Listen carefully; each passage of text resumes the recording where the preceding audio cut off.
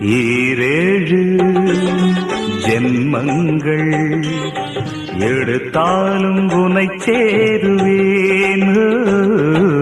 வேறாரும் நெருங்காமல் மனவாசல் தன்னை மூடுவே. உருவானது நல்ல சிவரஞ்சனி, உனக்காகத்தான் இந்த கீதாஞ்சலி.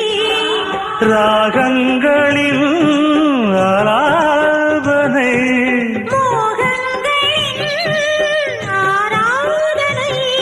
உடலும் மனமும் தழுவும் பொழுதில் உருகும் ஒரு ஜீவன்தான் உன் பாடல்தான் ஓயாமல் இசைக்கின்றது.